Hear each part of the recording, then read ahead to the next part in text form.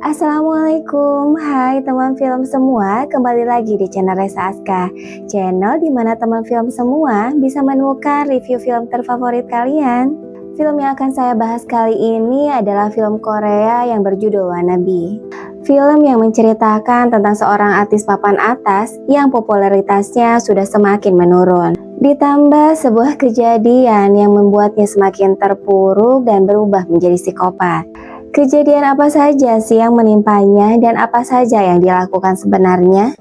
Langsung saja kita ke review filmnya ya. Scene diawali dengan seorang wanita yang sedang diam di sebuah danau dengan tangan berlumuran darah.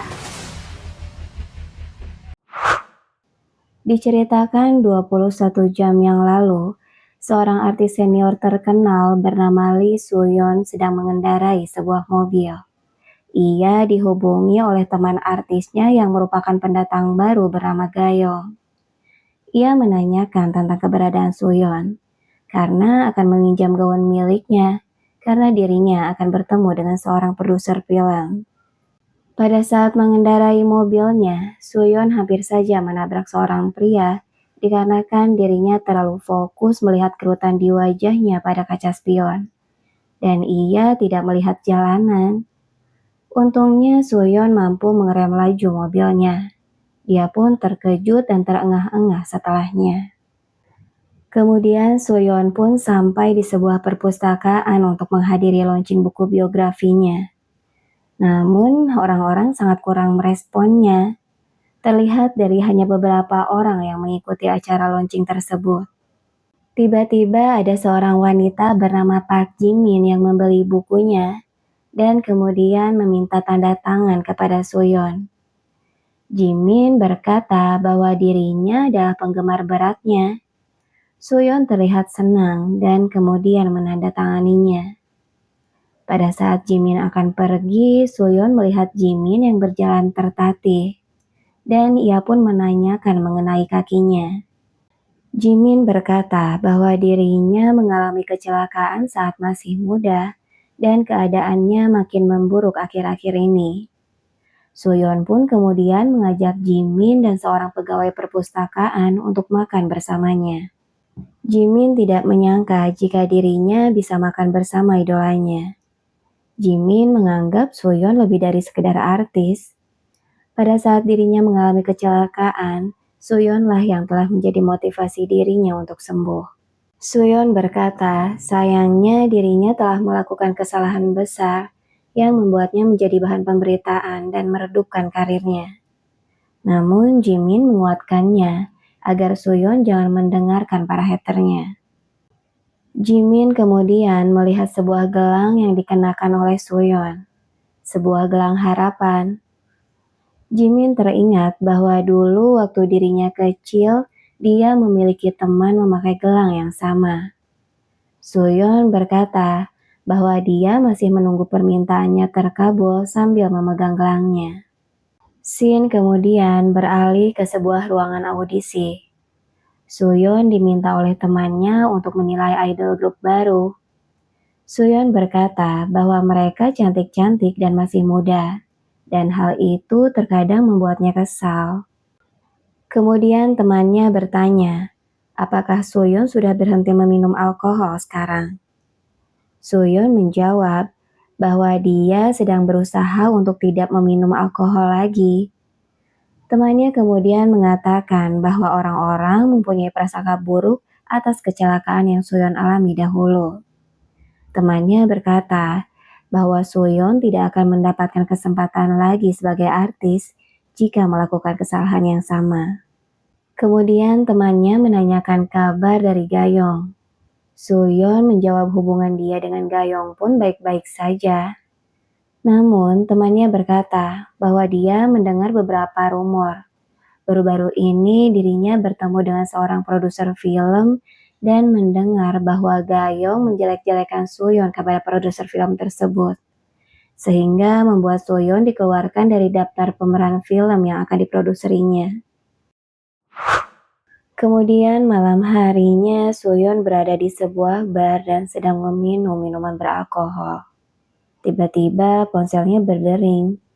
Terlihat Ko Chang-so menelponnya. Ko merupakan seorang produser dari perusahaan film. 소속사 대표라는 인간이 Ku sekarang sedang disibukkan dengan mempromosikan debut awal idol group yang dia bentuk, sehingga membuat Soyeon merasa agak tidak terperhatikan. Namun, Ku mempunyai sebuah rencana besar, yaitu sebuah film yang nantinya Soyeon akan menjadi pemerannya. Soyeon kemudian meminta kepadaku, bisakah dirinya mendapatkan akomodasi tempat tinggalnya sendiri? Dia merasa sedikit tidak nyaman jika harus terus tinggal bersama dengan Gayong. Ku akan berusaha membicarakannya dengan yang lain.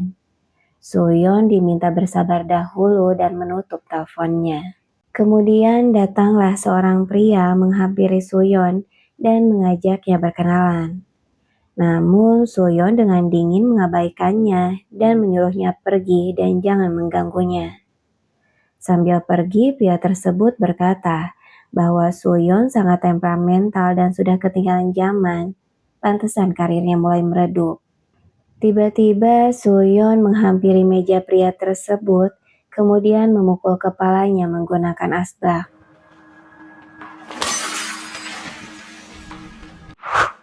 Scene kemudian beralih di mana Soyeon sedang tertidur di mobilnya. Tiba-tiba polisi yang bernama Kim datang dan menanyakan keadaannya. Soyeon menjawab jika dirinya kelelahan dan sedang beristirahat. Polisi itu kemudian menunjukkan sebuah foto laki-laki yang pada saat itu hampir dia tabrak. Ternyata pria itu kabur dari sebuah panti rehabilitasi dan cenderung agresif. Kim menyuruh Soyeon agar berhati-hati bila bertemu dengannya. Tak berselang lama, Soyeon pun tiba di rumahnya. Dia melihat sebuah amplop dan kemudian menelpon pengacaranya dan memberitahukan bahwa dia masih menerima amplop pengaduan. Dia ingin masalahnya agar cepat selesai. Dia pun mengambil susu dari lemari es dan meminumnya. Kemudian melihat cucian piring dan gelas kotor yang belum dicuci. Ia terlihat kesal. Soyeon pun kemudian rebahan untuk beristirahat. Kemudian tak berselang lama, Gayong datang dan memberitahu Soyeon bahwa dirinya bertemu dengan produser film dan sutradara. Dan kelihatannya produser film tersebut menyukainya. Gayong berkata bahwa Soyeon pun dipertimbangkan untuk mendapatkan peran. Gayong pun melihat susu yang diminum Soyeon dan berkata bahwa itu adalah susu miliknya. Kemudian dia pun pergi ke kamarnya. Sementara Soyeon merasa kesal karena sebenarnya dirinya lah yang menumpang di rumahnya dan menggunakan baju miliknya seenaknya. Pada saat Gayong sedang mandi, Soyeon masuk ke kamarnya. Ia mengambil ponsel Gayong dan mendengar rekaman percakapan antara produser film dengan Gayong. Gayong ternyata menjelek-jelekannya dan ingin segera keluar dari rumah itu karena tak tahan dengan sifat Soyeon. Produser film berkata agar Gayong bersabar. Soyeon sedang berurusan dengan hukum. Jika film kali ini meledak di pasaran, maka Gayong dijanjikan sebuah apartemen di daerah Gangnam. Soyeon yang mendengar hal itu marah. Dia kemudian menghampiri Gayong sambil membawa gaun yang telah Gayong pakai. Dengan marah, dia menyuruh Gayong agar mencuci gaun miliknya yang telah ia pakai dan mengembalikannya kepadanya. Soyeon pun pergi ke dapur dan kemudian membawa sebuah pisau, merusak dan memecahkan segalanya hingga tangannya berdarah. Gayong yang melihatnya pun kemudian mengobati tangannya sambil berkata bahwa dirinya meminta maaf. Soyeon pun meminta maaf dan kemudian menawarkan untuk memijit wajah Gayong. Soyeon berkata, apakah Gayong memfitnahnya kepada produser? Gayong mungkin sekarang masih muda dan cantik, namun suatu saat dirinya pun akan menua seperti Soyeon dan kemudian tidak dibutuhkan lagi dan dibuang. Suyon kemudian memijit muka Gayong dengan keras hingga kesakitan. Dan akhirnya mereka pun saling tampar. Dan Gayong pun pergi sambil berkata bahwa Suyon sudah tua dan jelek dan lebih baik mati saja. Suyon pun kemudian mengambil botol obat miliknya dan meminum semua obatnya. Dia pun kemudian mengambil botol minuman dan menghabiskan semuanya. Dalam keadaan mabuk, Suyon pun tertidur dan kemudian terbangun. Dia melihat Gayong yang sedang sekarat karena banyak luka tusukan pisau di bagian dadanya. Suyon pun kemudian menghubungi produser rumah produksi dan berkata bahwa Gayong telah meninggal. Dia menceritakan detail kejadiannya. Suyon menyuruh produser untuk datang ke rumahnya karena dirinya sangat ketakutan. Suyon kemudian melihat mayat Gayong dan melihat kaki Gayong yang tertusuk pecahan piring yang Suyon hancurkan sebelumnya. Suyon kemudian dikejutkan dengan seorang pria yang melihatnya dari balik tirai jendela. Suyon pun membawa sebuah kunci Inggris dan mencari pria tersebut dan berkata bahwa dirinya tidak membunuh dan semuanya adalah kesalahpahaman. Tiba-tiba pria tersebut muncul dan menyerang Suyon. Namun Suyon berhasil memukul pria itu menggunakan kunci Inggris dan membuatnya pingsan. Ternyata pria itu adalah pria yang kabur dari panti asuhan tempo hari. Dia melihat kalung pria tersebut. Suyon teringat akan masa lalunya di mana ia menabrak seseorang hingga tewas pada saat dirinya mengendarai kendaraan dalam keadaan mabuk. Tiba-tiba pria tersebut kembali bangun dan mencekik Suyon. Suyon kembali memukulnya dan memasukkannya ke dalam bagasi mobil dan menguncinya. Dia kemudian mengambil sebuah selang dan menghubungkannya ke knalpot dan memasukkan asap knalpotnya ke dalam bagasi agar pria tersebut mati keracunan asap knalpot.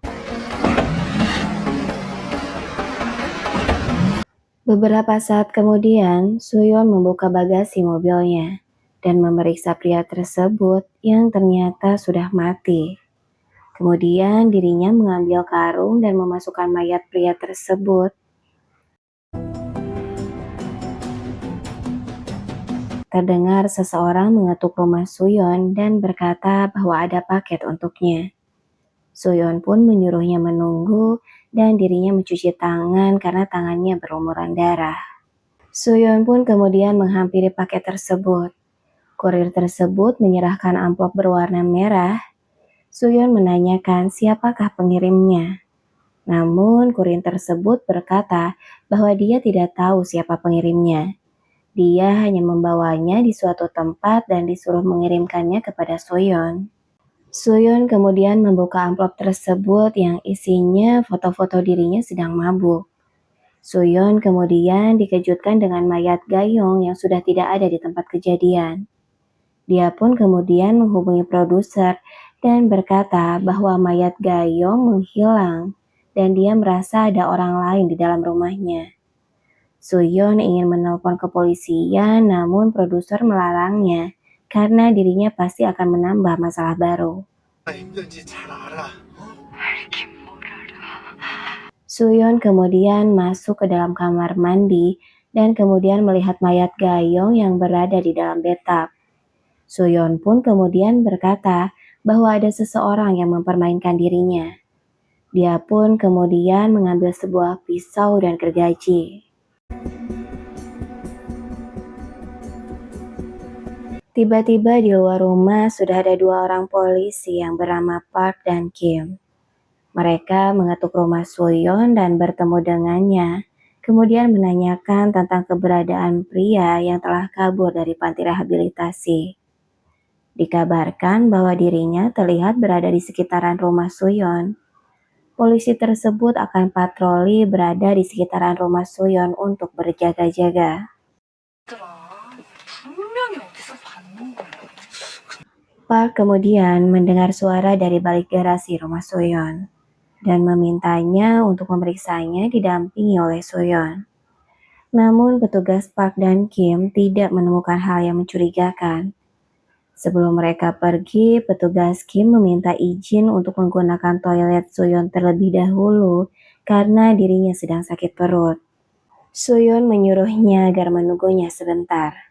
Sementara dia membersihkan noda darah dari mayat Gayong yang berada di kamar mandi. Setelah selesai, Soyeon kemudian mempersilahkan polisi tersebut untuk menggunakan toiletnya. Pada saat selesai menggunakan toilet, Kim merasa penasaran apa yang ada di balik tirai bathtub. Dia kemudian membuka tirai tersebut dan betapa terkejutnya karena dia melihat sesosok mayat. Tiba-tiba Soyeon masuk ke dalam toilet dan kemudian menusuk Kim berkali-kali dan membunuhnya.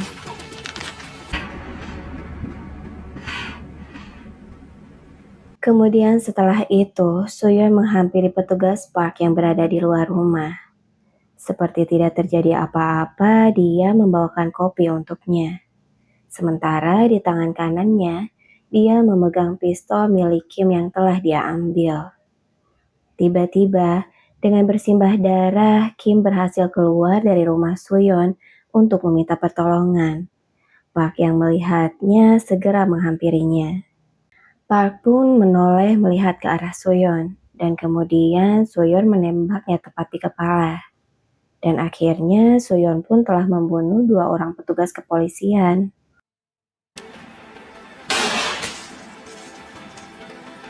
Kemudian tiba-tiba lampu rumah Soyeon padam. Dia kemudian berteriak bahwa dirinya tidak takut dan menyuruh seseorang untuk keluar karena dia tahu ada orang lain selain dirinya. Tiba-tiba produser menghampiri Soyeon dari belakang. Karena terkejut, Soyeon dengan tidak sengaja menembak produser hingga meninggal. Melihat hal itu, Soyeon menghampiri si produser dan menangis meminta maaf. Tiba-tiba dari arah belakang Soyeon, seseorang berdiri dan kemudian memukul kepala Soyeon hingga pingsan.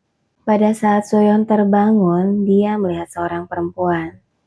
Dia adalah Park Jimin, salah satu fans Soyeon pada saat launching buku biografi dirinya. Jimin berkata bahwa selama ini dirinya salah, telah membuat Soyeon sebagai panutannya.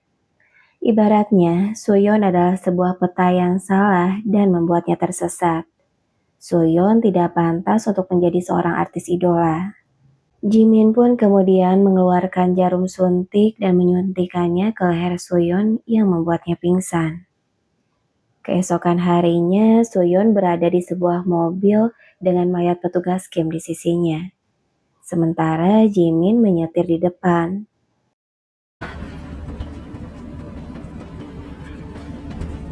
Tak lama kemudian, mereka pun tiba di sebuah hutan. Pada saat Jimin membuka pintu mobil, Soyeon pun memukul Jimin dan kemudian kabur melarikan diri dan bersembunyi. Jimin kemudian mencarinya dan berkata bahwa dia tidak mempunyai niat untuk membunuh Gayong. Dia hanya ingin menakut-nakutinya saja. Kemudian, Soyeon memukul kepala Jimin memakai batu hingga berkali-kali, yang membuatnya mati seketika. Soyeon pun kemudian membuang semua mayat yang ada di dalam mobil ke sebuah danau. Dia pun kemudian terdiam dengan tangan berlumuran darah.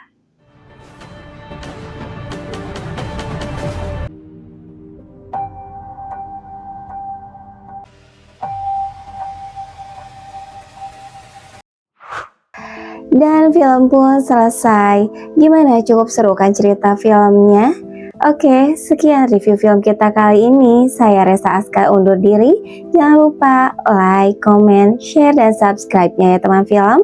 Wassalamualaikum warahmatullahi wabarakatuh.